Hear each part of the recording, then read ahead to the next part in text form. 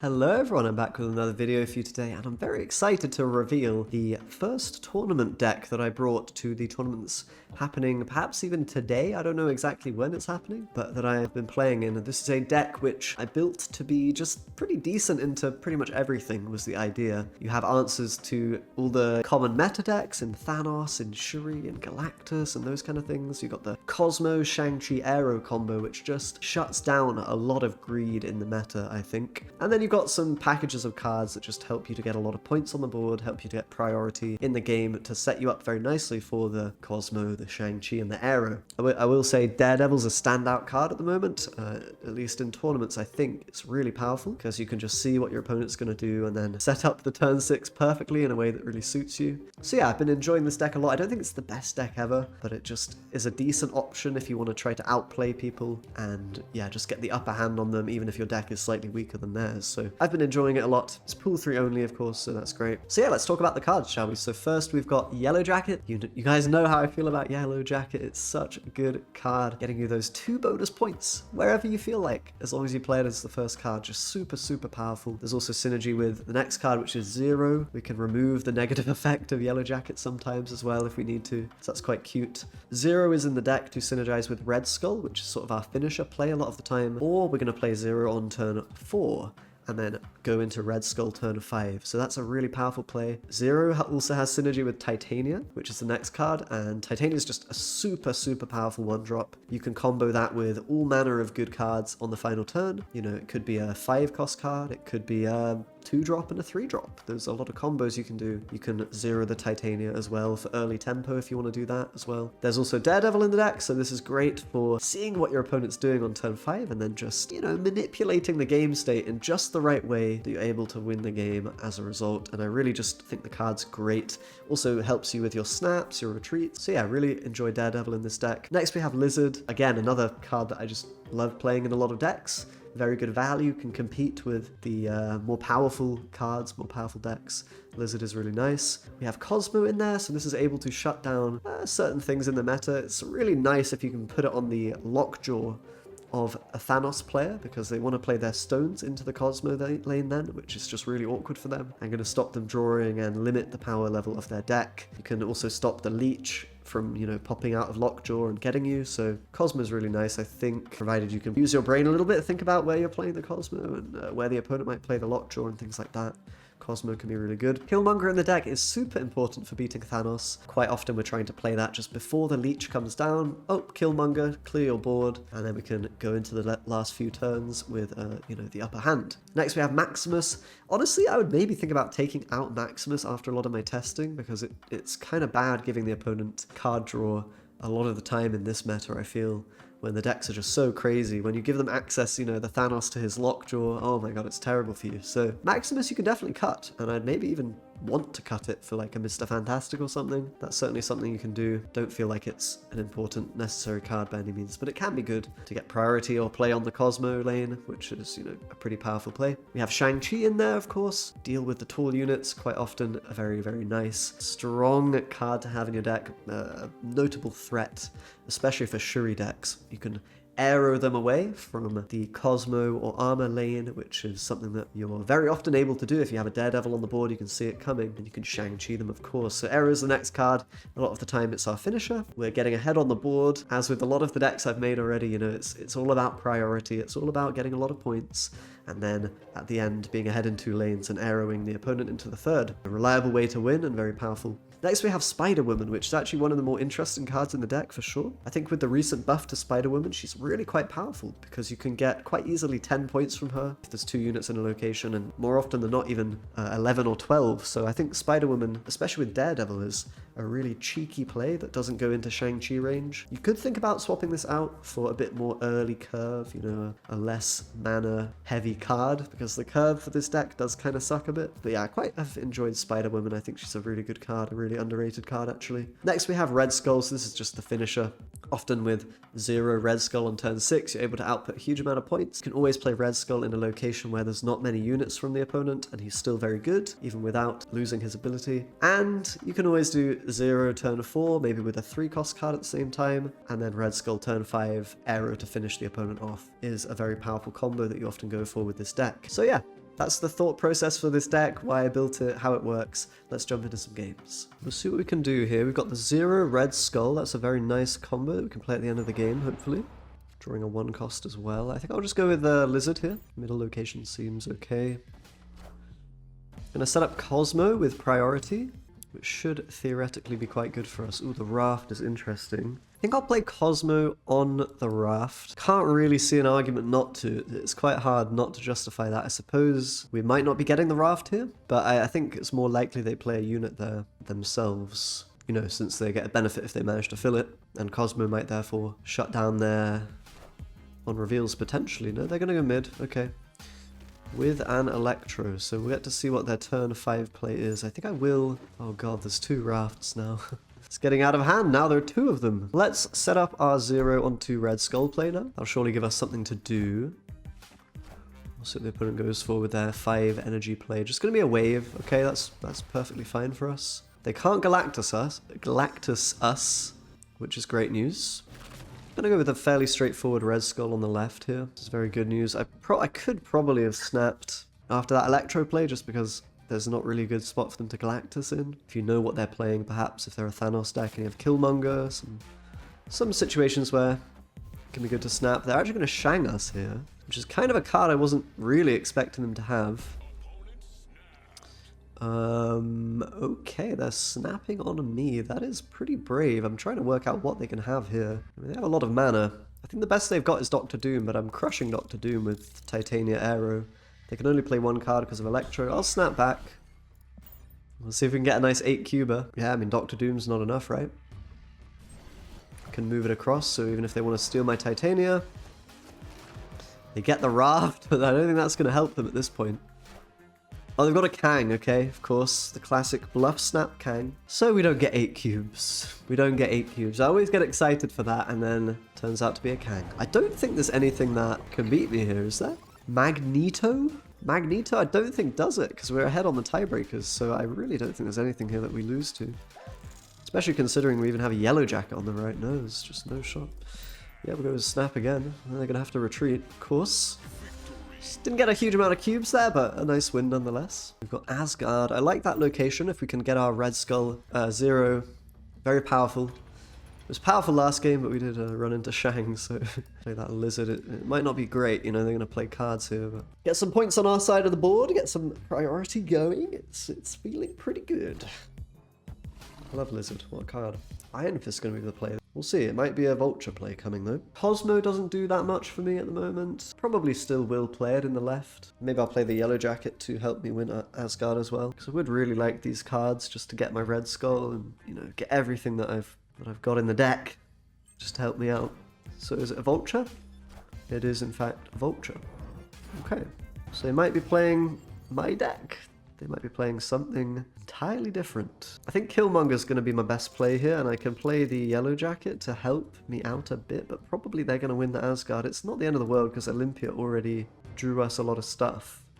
And in fact, I'm kind of tempted to play in the Vibranium Mines, but I'm going to resist my temptation here. I think I will play 0 though. I think I will play 0 in Olympia as well. Seems good to me. I'm going to go with a snap. I feel pretty comfortable.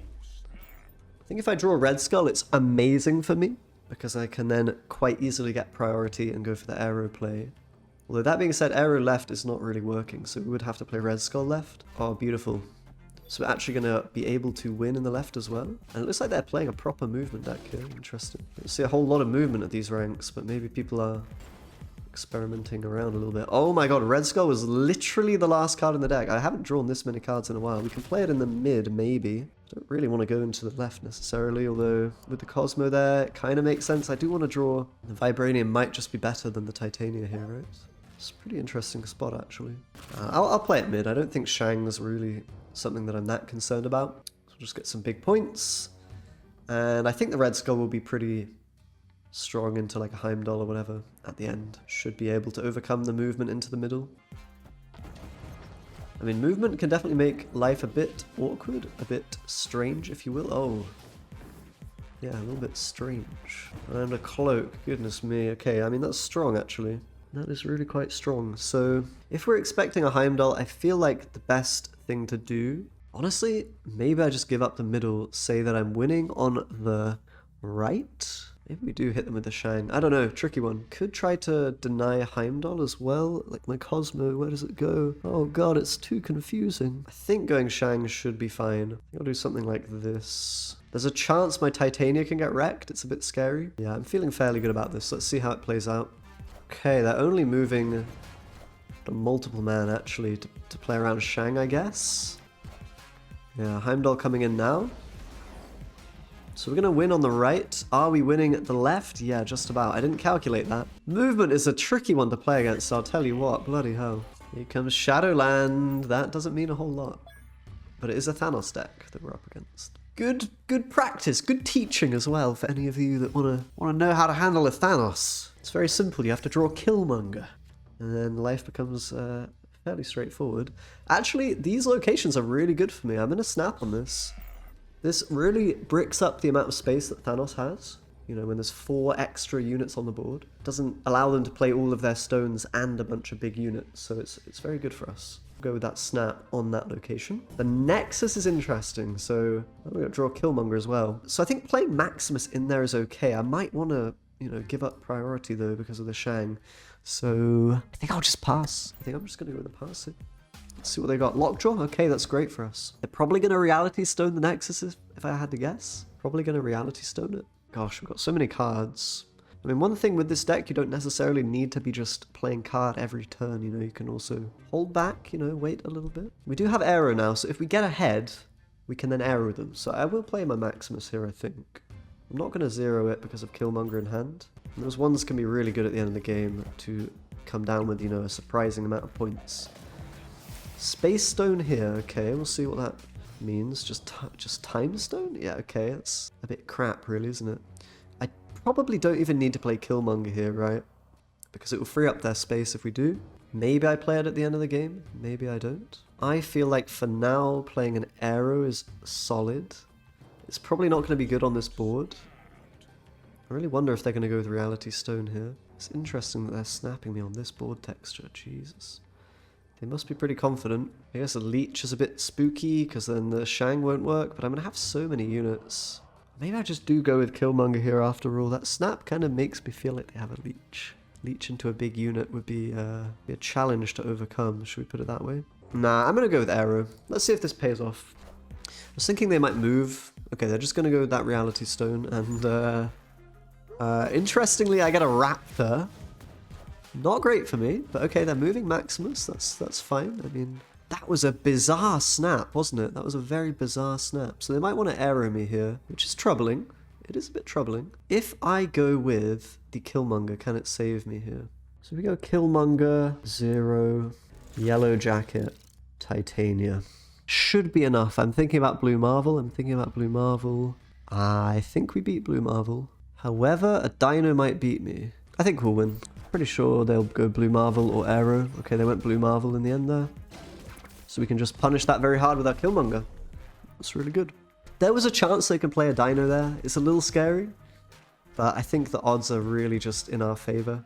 That they're going to go ahead and play one of those more like wide plays. Because they're a little bit harder for me to play around. But yeah, nice 8-cuber there.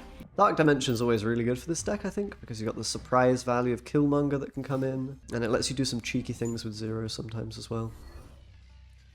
Okay, Killmongers are gone. Interesting. Let's just sit tight for now. The fact that they also have Killmonger means I'm not too worried about not being able to kill ones, because it's probably part of their game plan to not have a lot of ones if they're playing Killmonger. Let's see. Okay, maybe never mind. It could be a Deathwave deck. Cosmo's kind of cool. I'll probably play it mid. Just take it easy. I could play it left as well to avoid being surprised by random nonsense. Probably Red Skull into the mid after the 0. Pretty standard play here. And then we can go ahead and play some of these other nice cards at the end. Playing into New York. Oh, okay. Deadpool deck. That makes sense with the Killmonger. Does make a fair amount of sense. So we're not going to have an answer to that at the end, which is a bit spooky. Apart from maybe Shang. Let's go Red Skull mid. I'm not that confident here. I do have the Aero and Titania though. Maybe we could do a preemptive snap here. It sort of depends what their card on the left is the issue. I don't know what that is. They're actually copying the Deadpool.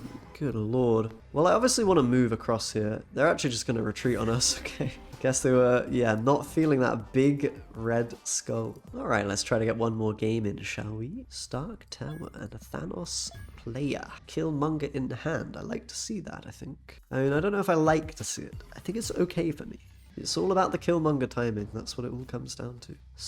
This I want to get Yellowjacket into, I feel like. I guess I can wait, as usual. I always try to play this as soon as possible. Because of the peak, I guess. Oh, no. Okay, well... That's a bit unfortunate. Probably will play Lizard mid still. I know they can sneak in there with the Quinjet, but seems like the way. Can't play, okay. Green Goblin's quite good. I probably will play that here. It might backfire, but it might also just be really, really strong. If they only go with one stone here. Maybe it's a bit risky, I don't know. Maybe playing in the right location's a bit better for me. No leech just yet. Oh, beautiful. Okay, they just go Mind Stone. That's good for me. Yeah, perfect. Okay, Shang is gone. A bit annoying, but not the end of the world. The Camp Lay coming in a clutch for us. I think I can go with the snap. It's a bit late for Daredevil, but... And to be fair, the peak did kind of mess me up a bit. I don't know, it's actually a bit scary. No, for real, this is actually a bit scary here. Like, I have to play Aero now, but... Play it on the right. I don't think I can snap this, because the peak can give them some really nasty stuff. Okay, okay, okay, beautiful. Beautiful, beautiful. Aero. Oh. That's what I like to see. A clean game to wrap it up. Although, yes, I do. Ooh, wait a minute. I think it's got to be Killmonger, the play, right? Killmonger plus Maximus should clean up. They might even stay in if they think Blue Marvel can win it for them. Aero we beat because we can... Yeah, we beat it confidently. Beautiful. It's good. It's good that some of their outs can win here because it means they're more likely to stay in. Okay, we get a win. Not an epic finale necessarily, but yeah, some nice games nonetheless. I hope you enjoyed. I really like this deck. It's quite a fun one. Thanks a lot for watching, guys. Do subscribe as always, and I'll see you next time. Bye-bye.